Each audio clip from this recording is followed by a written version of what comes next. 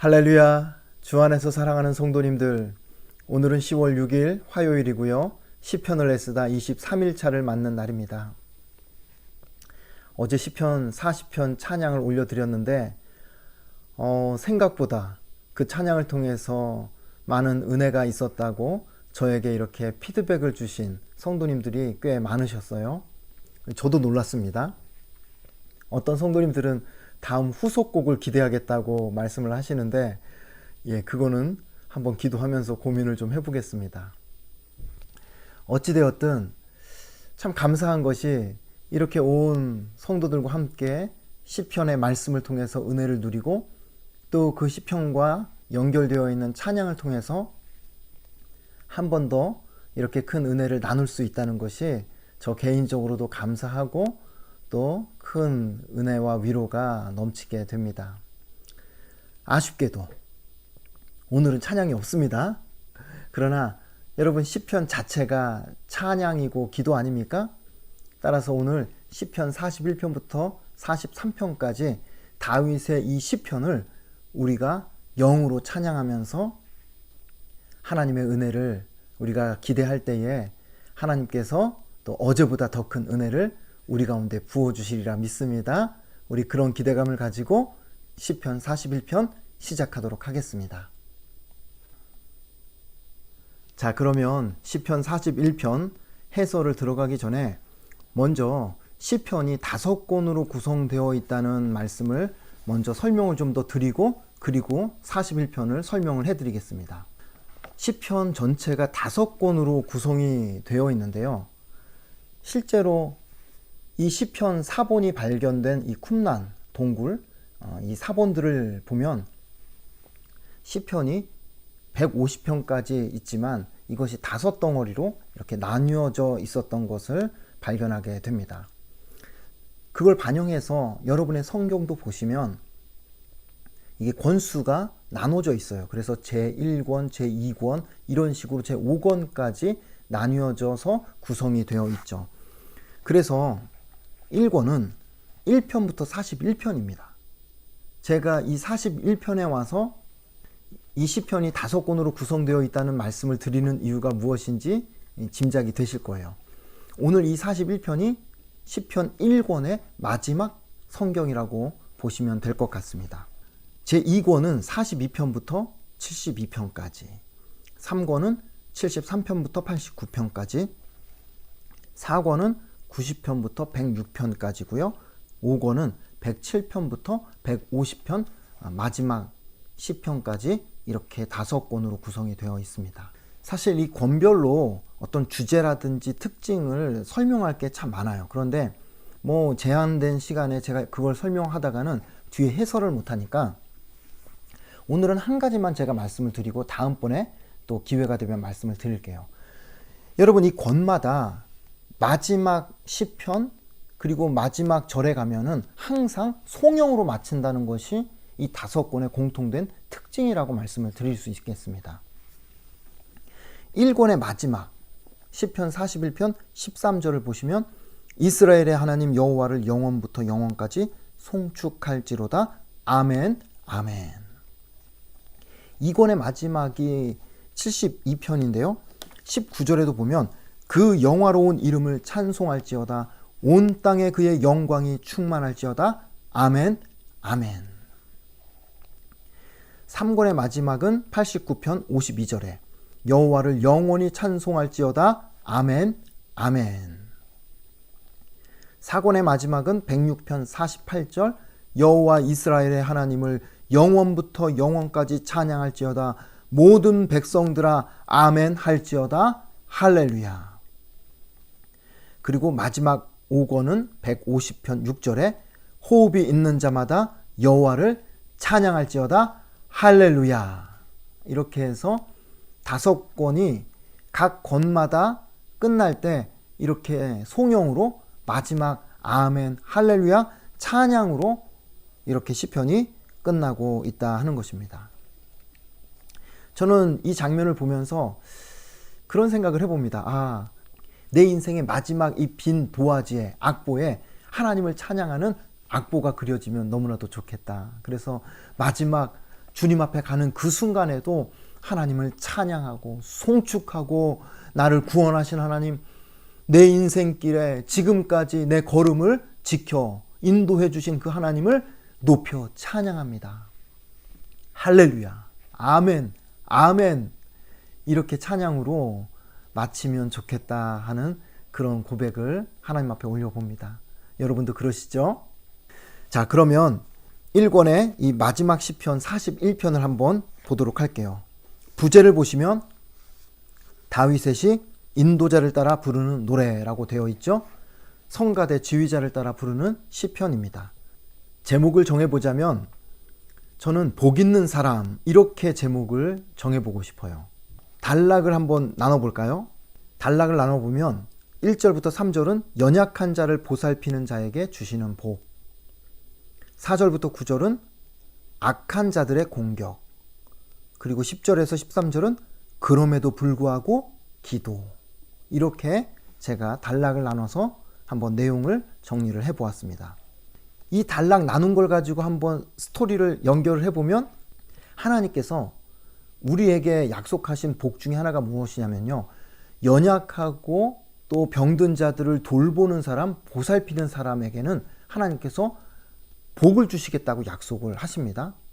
그런데 그렇게 보살피고 돌보았는데도 불구하고 이 땅을 살아가면서 생각지도 않게 또 애매하게 악한 자들로부터 공격을 받거나 모함을 당하는 경우가 있을 수 있다는 거죠.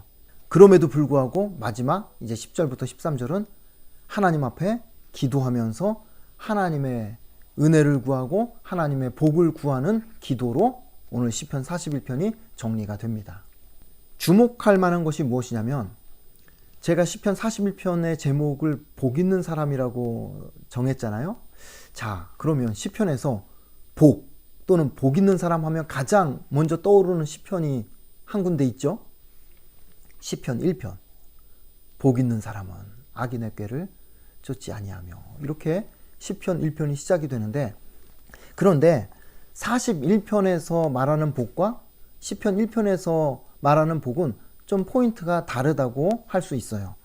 시편 1편에서는 복 있는 사람은 말하자면 죄를 멀리하고 여호와의 율법을 따라 사는 사람, 그 율법을 주야로 묵상하는 사람이 복 있는 사람이라고 정리를 했다고 하면, 41편에서 말하는 복은 가난하고 약하고 병든 사람을 돌보는 사람이 받을 복에 대해서 말씀하고 있다는 것이죠.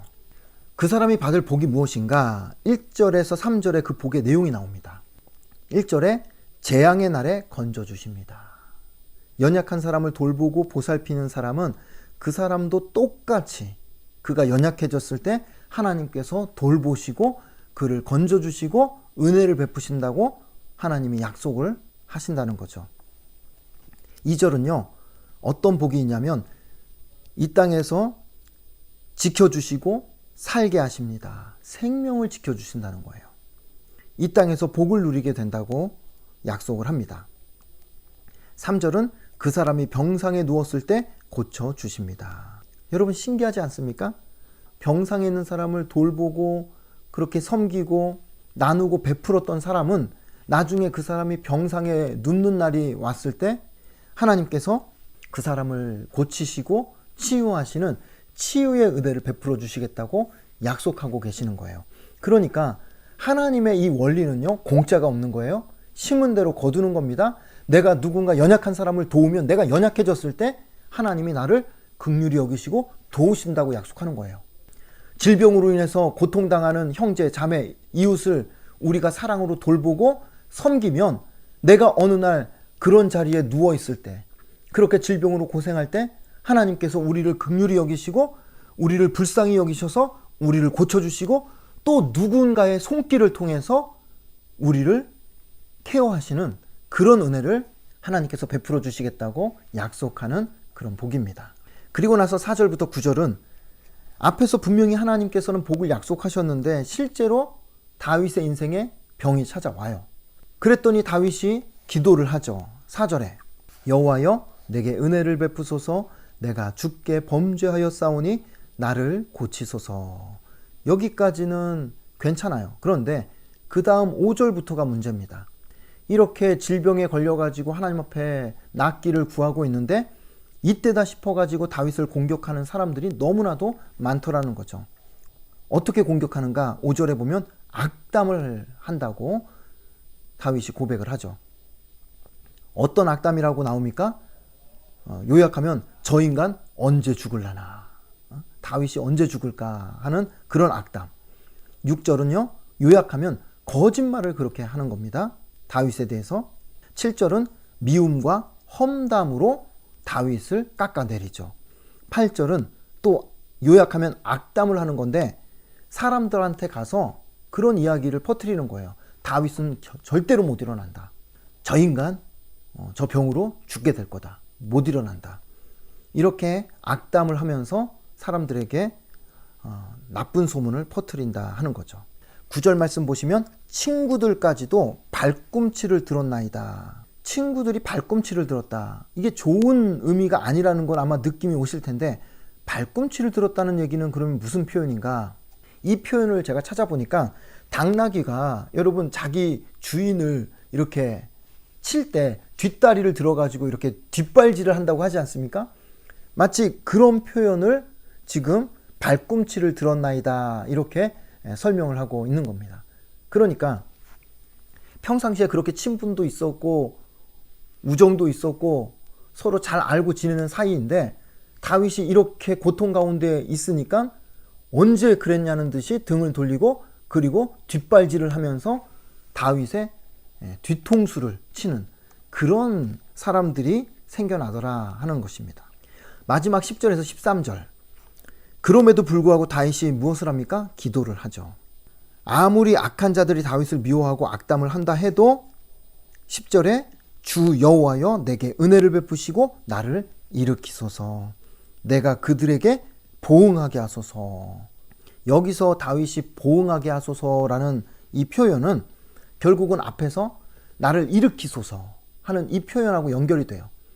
다윗이 병에서 낫고 일어나면 그거 자체가 다윗을 비방하고 모함했던 사람들에 대한 복수가 자연스럽게 된다 하는 표현이죠. 11절은요. 원수가 이길 수 없는 이유는 주께서 나를 기뻐하시기 때문입니다. 다윗은 분명하게 확신하는 거예요. 저 원수들이 아무리 저렇게 날뛰어도 나를 이겨낼 수 없다. 왜?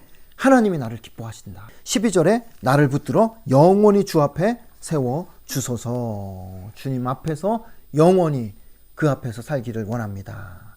그리고 마지막 13절에 송영입니다. 여호와를 영원히 찬송하라. 아멘, 아멘. 이렇게 해서 1권이 끝나게 됩니다. 자, 이제 42편으로 넘어가면 41편이 1권의 마지막 시편이라고 한다면 42편은 2권의 첫 번째 시편에 해당이 되겠죠. 여러분 가지신 성경에서 시편 42편 위를 보시면 제2권 이렇게 적혀 있을 겁니다. 42편의 부제를 보시면 고라 자손의 마스길 인도자를 따라 부르는 노래라고 되어 있죠. 여기서 고라, 이 사람이 누구인가? 고라는 성경에서 그렇게 좋은 스토리로 나오는 사람은 아닙니다.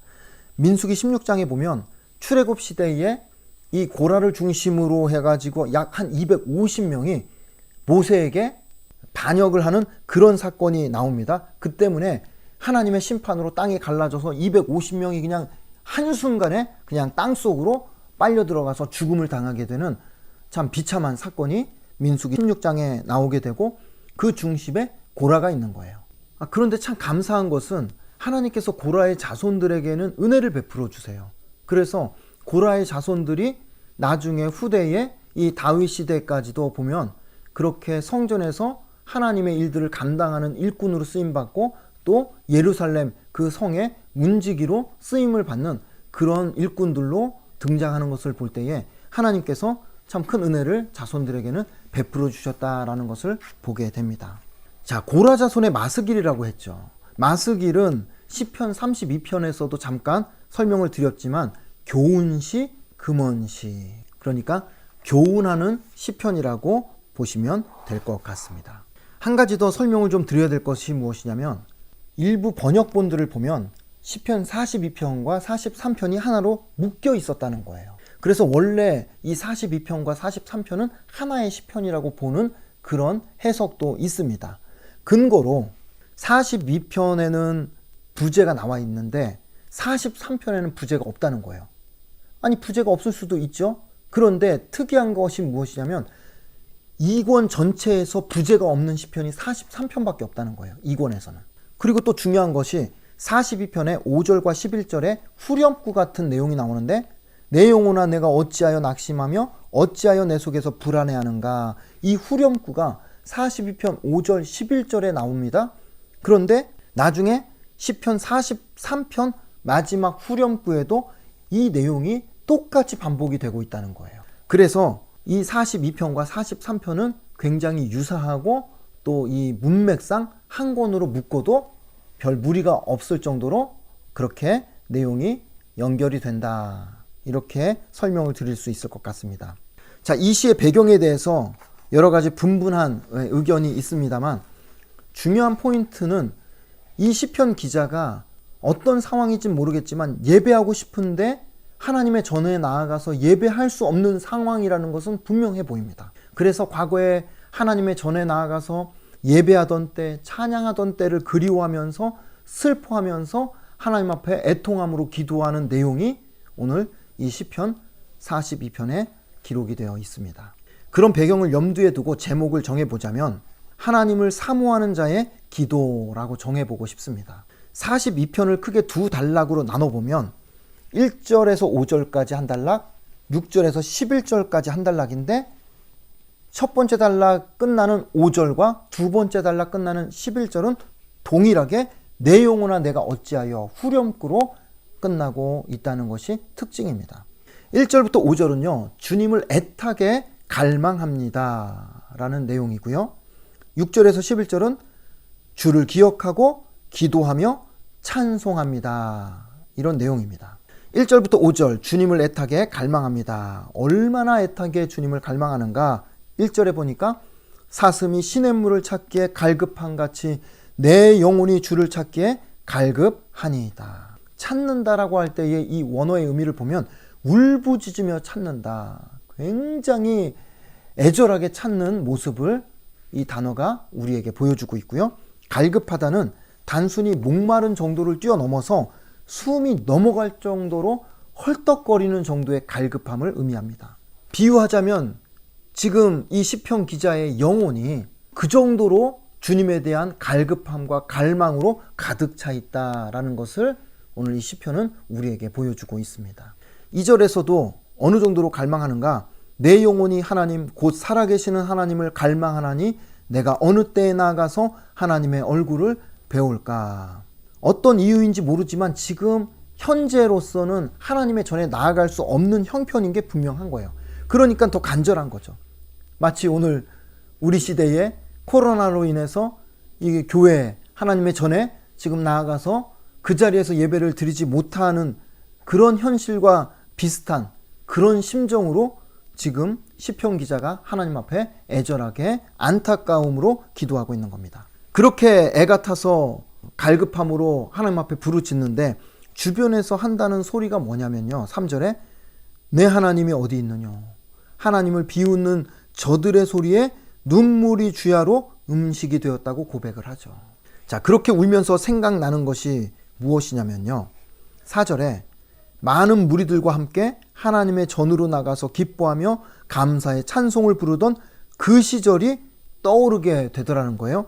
그러니까 그 마음이 더 안타깝고 상하게 되었다라고 4절에서 고백을 하고 있습니다.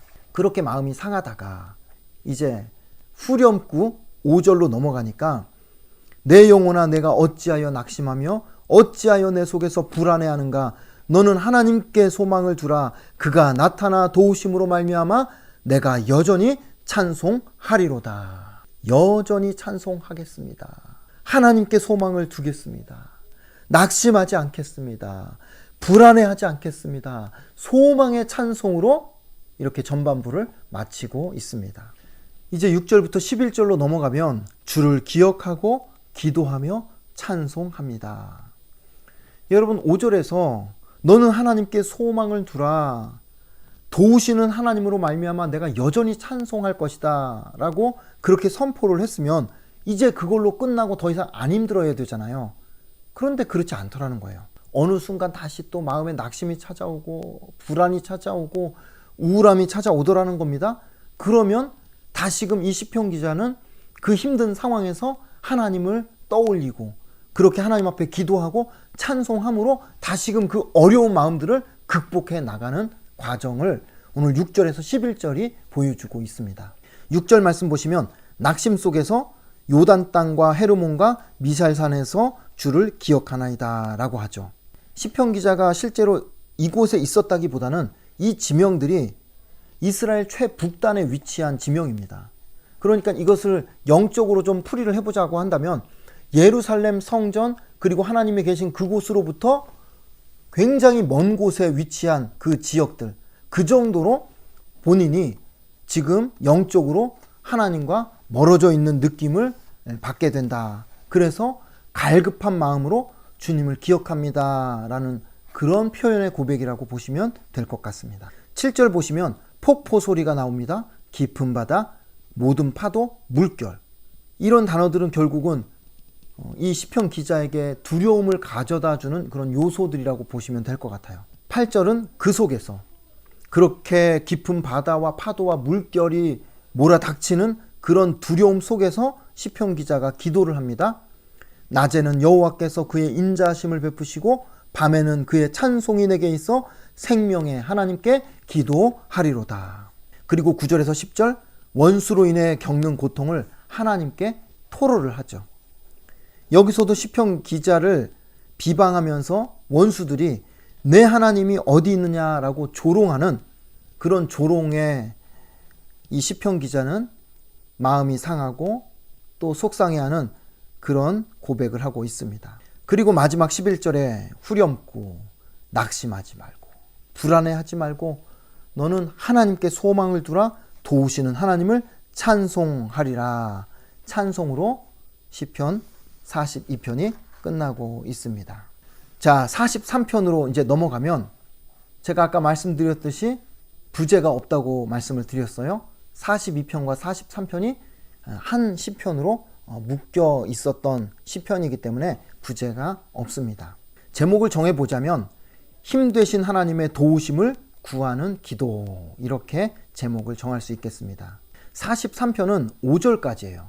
기도로 시작해서 마지막에 후렴구에 찬송으로 마친다, 이렇게 보시면 돼요. 간단하죠? 어떤 기도를 하는가? 1절 보시면 경건하지 아니한 나라에 대하여 내 송사를 변호하시며, 경건하지 않은 나라, 이방 나라, 그 나라들에 대해서 하나님께서 변호를 해달라고 기도를 하죠. 2절은 어찌하여 나를 버리셨나이까, 어찌하여 원수의 억압으로 말미암아 슬프게 다니나이까. 이 원수들로 하여금 어찌하여 이렇게 저를 괴롭히도록 내버려 두십니까? 이 문제를 해결해 주십시오 라고 기도를 하죠. 3절에 가면 주의 빛, 주의 진리를 보내시어 나를 인도하시고, 어디로 인도해 달라는가 봤더니 주의 거룩한 산과 주께서 계시는 곳에 이르게 하소서. 예루살렘 성전을 의미합니다. 4절에 그렇게 해주시면 내가 하나님의 제단에 나아가 나의 큰 기쁨에 하나님께 이르리이다. 거기서 내가 수금으로 주를 찬양하리이다. 다윗의 전공이 수금 아닙니까? 수금으로 하나님께 찬양을 올려드리겠습니다 라고 고백을 합니다. 자, 그리고 나서 마지막 후렴구 소망의 찬양으로 오늘 이 시편 43편이 끝나게 되죠. 이 43편 5절 이 후렴은 우리가 있는 자리에서 함께 한 목소리로 읽어보면 어떨까 합니다. 내 영혼아 내가 어찌하여 낙심하며 어찌하여 내 속에서 불안해하는가. 너는 하나님께 소망을 두라. 그가 나타나 도우심으로 말미암아 내 하나님을 여전히 찬송하리로다. 아멘. 아멘. 이 구절을 옛날 개역 성경으로 보니까요, 내 얼굴을 도우시는 하나님이라고 나옵니다. 내 얼굴을 도우시는 하나님. 여러분 한번 생각을 해보세요. 이 시편 기자가 낙심하고 불안해 있는 이 상황 속에서 시편 기자의 얼굴이 어떠했을지 한번 생각을 해보세요. 안 봐도 뻔하지 않습니까? 얼마나 그 그 인상이 어둡겠습니까? 분위기가 침울하겠어요? 우울해 보이겠어요? 슬퍼 보이겠어요? 핏기도 없고 웃음기도 없고 그냥 정말로 살 의욕이 아무것도 없는 사람처럼 그렇게 보이지 않았겠습니까? 그런데 그렇게 낙심과 불안과 절망 속에 있는 그 시편 기자의 얼굴을 하나님께서 도우신다는 거예요. 그 말 속에는 문제를 풀어주신다는 그런 의미도 있겠지만은 하나님께서 그 사람의 그 낙심한 얼굴, 불안한 얼굴, 우울한 얼굴을 하나님께서 기쁨의 얼굴로 바꿔주시겠다라는 그런 약속의 메시지, 소망의 메시지가 이 안에 담겨 있더라는 겁니다.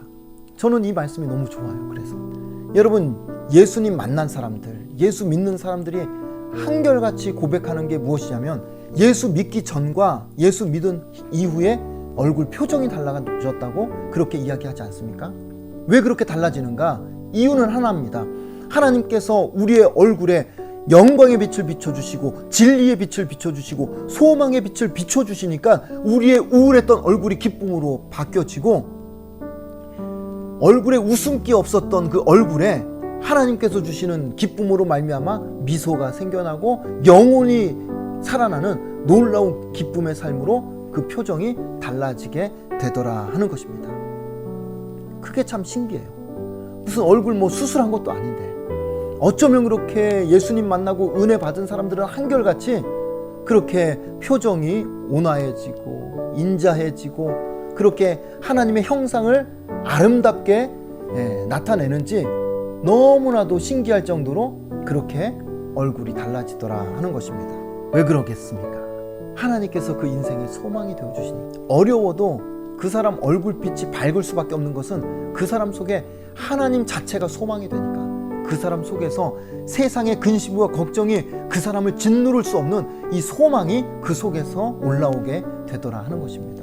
하나님이 나의 힘이 되십니다. 하나님이 나의 반석이 되십니다. 나의 소망이 되십니다. 그 소망에 하나님을 붙들고 살아가는 인생이 되니까 그 얼굴이 밝을 수밖에요. 기쁠 수밖에요. 평안할 수밖에요. 그것이 바로 하나님의 은혜와 소망을 누리며 살아가는 저와 여러분의 인생이라고 저는 확신합니다. 그러니 사랑하는 성도님들, 오늘 시편 41편부터 43편까지 써 내려가시는 여러분들, 저는 오늘 이 시편을 쓰는 데 있어서 우리가 하나님을 바라보면서 시편을 썼으면 좋겠어요? 기대하면서 시편을 썼으면 좋겠어요? 어떤 기대요?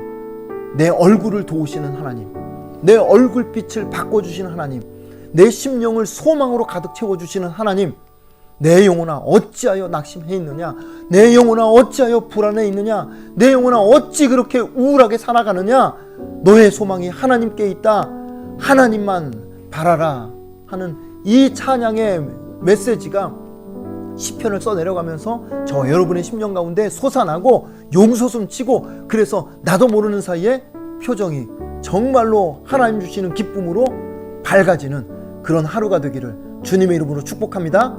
여러분, 오늘도 승리하십시오. 하나님이 여러분의 얼굴을 도우십니다. 내일 다시 뵙겠습니다.